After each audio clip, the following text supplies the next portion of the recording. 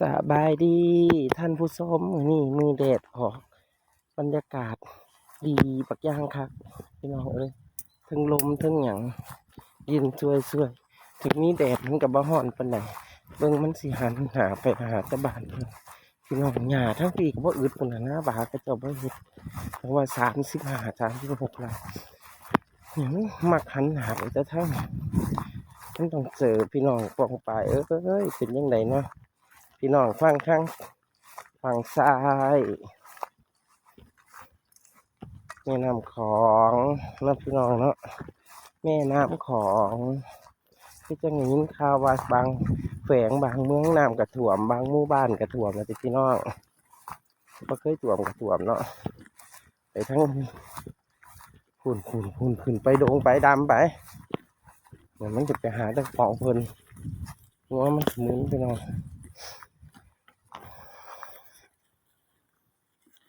เลี้ยงวัวเหมือนเดิม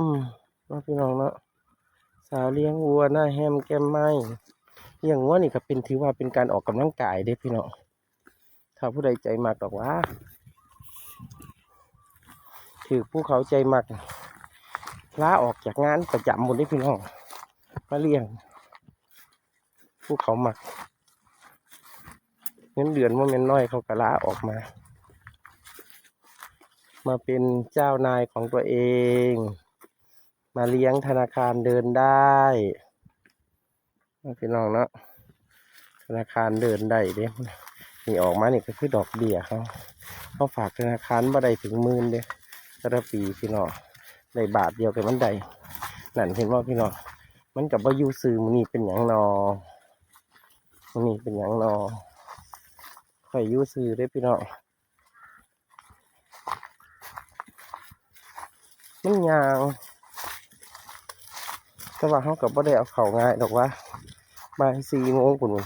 วันนี้ออกมาสายนะคะ9:12 นาที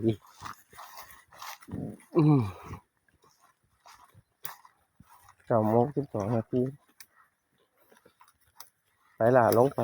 นี่จะสาคือขาวเนี่ยพี่น้องเขากินอยู่เผลอบ่ได้แล้วเด้นี่กำแล้วเด้กินนี่1,000ปิววันแล้วเด้นับต้นละ5 บาทตรงนี้พี่น้องต้นละ5 บาทถ้าเป็นเงินล้านต้นละจักบาทมาพี่น้องเอ้ยมันกินให้หญ้าบ่มันมักหญ้าเห็นหญ้ายาวมันบ่กินพี่น้องมันมักหญ้าเห็นเห็นว่าแต่งผู้ใด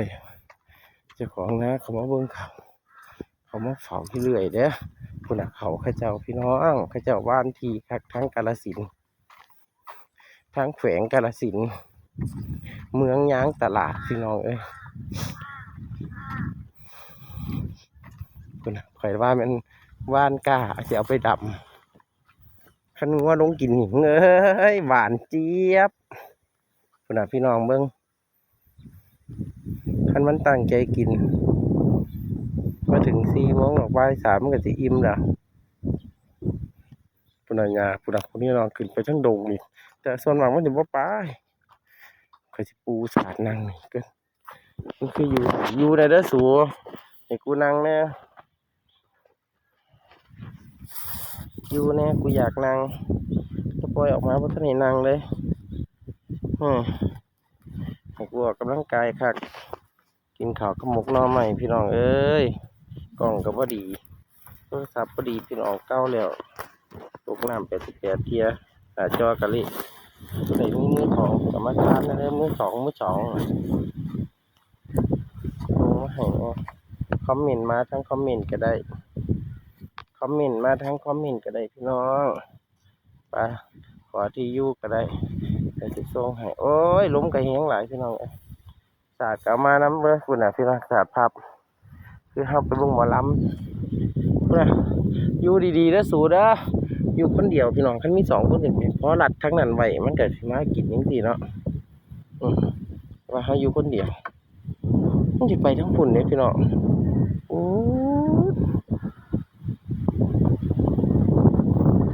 ยพี่น้องพุ่นน่ะโอ้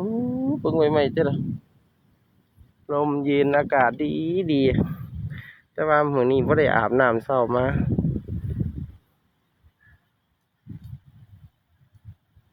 เนี่ยพี่น้องหน้าตาสาวออกกระเทยบางคนอยากเห็นนะนี่ล่ะจังซี่ล่ะ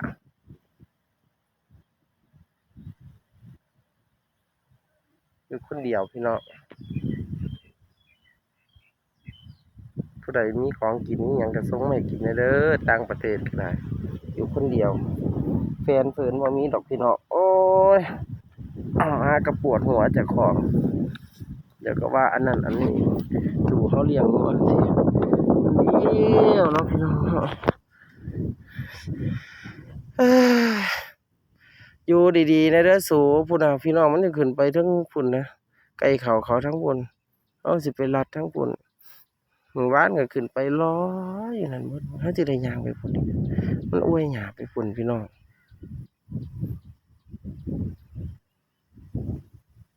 แต่ว่ามันบ่ทันได้พ่นคันมันบ่ทันได้พ่นคันนานี่พี่น้องคันมันพ่นคันนาหรือคูนานี่เขากับพ่อสิไว้ใจได้ว่ามันสิบ่แล่นมานี่เนาะพี่น้องเขาค่อยสิจะย่างไปพูนไปข้างหลังมันพุ่นแล้วก็ไปบางเทีมันก็สิกลับคืนเด้พี่น้องเพราะว่าแม่นแท้เนี่ยอีแต่ว่าเบิ่งอีแดงนั่นน่ะแม่เข้าน่ะย่างควันกันแน่อ๋อจะไปพุ่นอีหลีไปเถอะล่ะพี่น้องเอ้ยไปเขาก็ไปจะเริ่มไปเนาะมันไปเลยเด้พี่น้องถ้าอีแดงหน่วยสู้หน่วยเลยเด้ไปเลย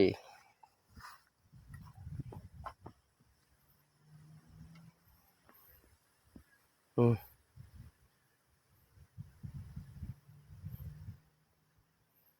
ืมก็บ่นั่นคือเก่าพี่น้องหนังนี่ว่าสิไปกับบ่ยากเด้พี่น้อง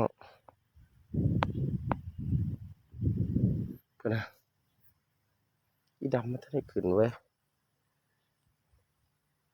เอ้ยพี่นิ่มลอยคือง่วงนอนอ้าวมันสิกลับคืนตัวเนี่ยเบิ่งทรงอะพี่น้องกลับคืนแท้ๆกลับคืนมาเนาะอีดำคือหันหน้า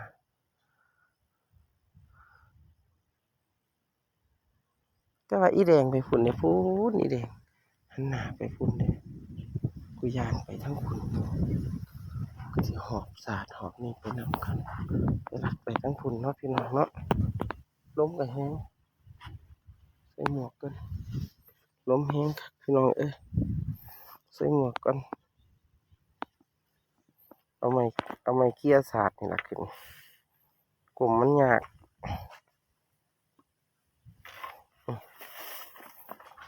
ไปพี่น้องเอ้ยไปลัดนั่นนะพุ่นแล้วตอนนี้มันลงมาไต่ลางหมู่บ้านก็อยู่ข้างล่างเบิดมือพี่น้องเอ้ยอยู่ข้างล่างเบิดมือยังคำมันสิเป็นแน่นะนี่นั่นเลยมันหันหน้าทั้งหมดจมเพราะตรงนี้บ่ไปอีแดงหันหน้าสิลงมาหาของเพิ่นนั่งรัดมันอยู่ห่มเนี่ยคันอยู่ดีก็อยู่ดีๆสิได้นั่งโดนๆแต่ว่าคันยางออกกำลังกายมันก็ได้กำลังเนาะพี่น้อง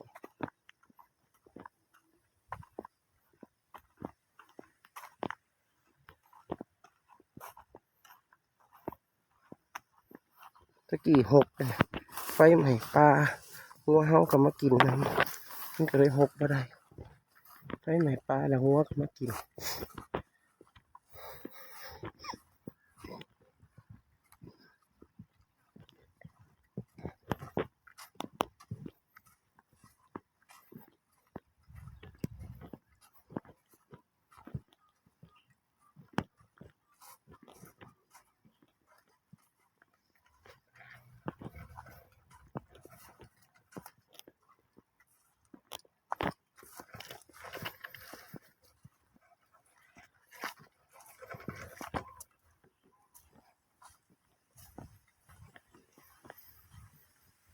ฝุ่นมันสิไปฝุ่นพี่น้องมันจะไปฝุ่นมันหันหลังแต่ว่าช่วงนี้บ่ทันได้ขามไปก็สิบ่กล้าอย่างนั้นไปหาเขาไว้แต่ได้พี่น้องพี่แปดพี่แปดไปเลยเด้นี่ซ้ำนี่หนึง คำเดียวกับ1,000เลยเด้อพี่น้องเอ้ย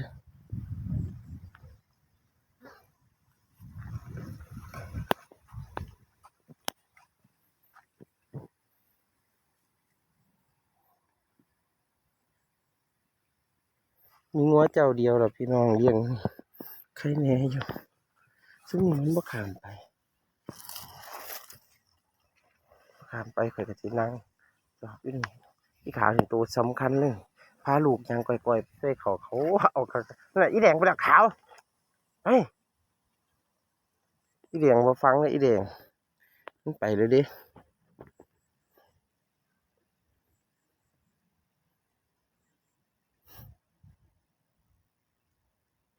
ปุ่นหมกบุญมันมักหยาสันงัวนะ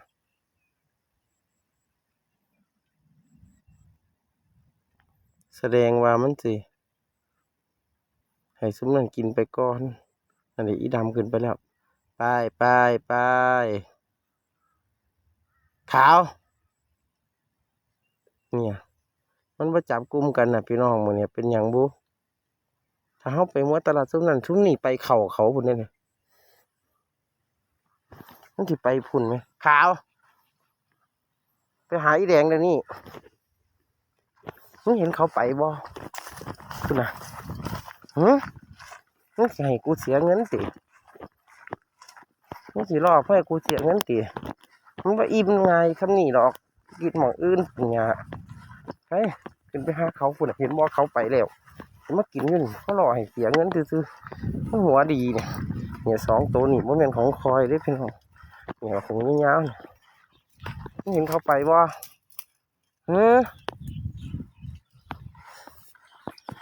เขาต้องฉลาดก็มันพี่น้องยังโง่ก็หัว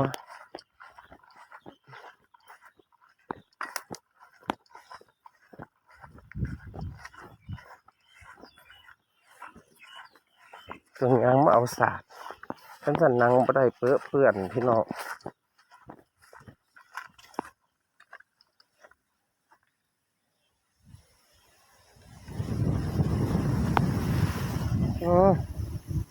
ขาดกระไรเนาะ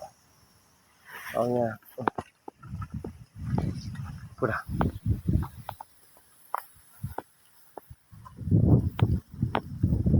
แดงยางเด้อแดงนะ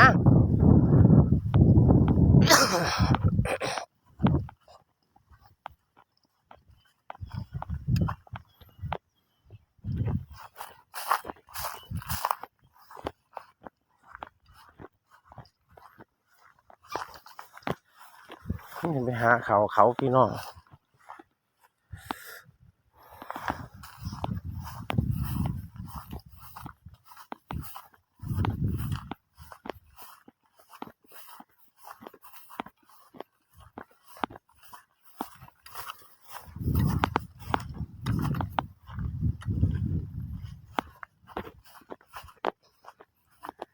มันไว้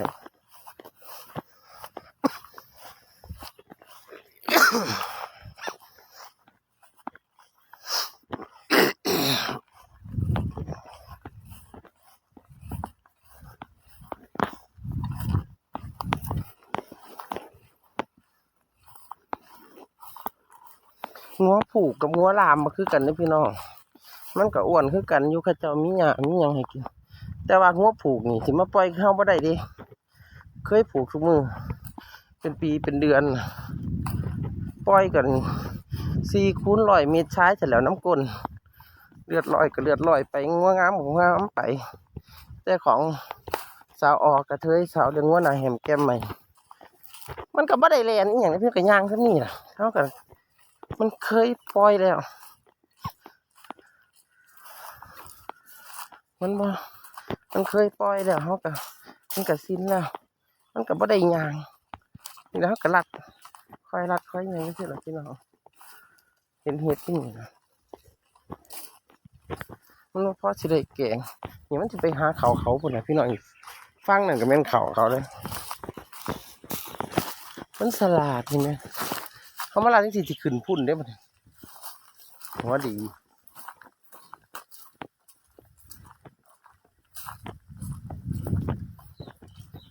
พี่น้อง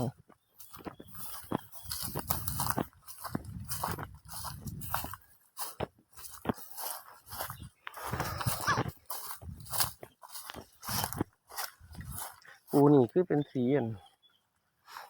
หอมๆเนี่ยกับกูสิมาทั้งนี้ปัดว่ายังให้กูสิหัวจังสิล่ะเบิ่งคนบ่าให้จักหัวบ่าหอบสาดน้ำกลนหัวอยู่สั่น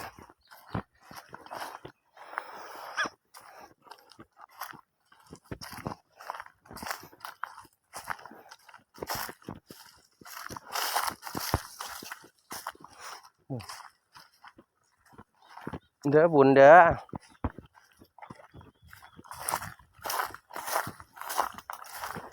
ปูใส่หมอหอมๆพี่น้องตรงนี้แหละยังบ่มีแดดเด้อบุญเด้อบุญคนเขาเจ้าหาเห็ดเบิ่งหาคักหาในเห็ดกูเห็นอยู่เด้อโอ้ยเคลียร์หาปัญหาใกล้เคลียร์หากินเห็ดหยังวู้เนาะเห็ดปวกเห็ดหยังยูคา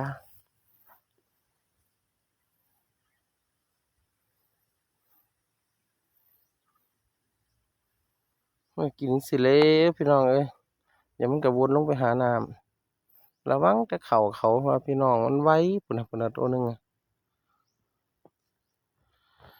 คลิปนี้ก็ขอจบเพียงแค่นี้เนาะพี่น้องนะสบายดีขอบใจเด้อที่กดไลค์กดแชร์ให้พี่น้องปองไปใครอยู่ดีมีแห้งความเจ็บใจใดความไข่ยังมีขอมีอายุวันโนสุขขังพลังเด้อสุขคนผู้มารับชมก็ได้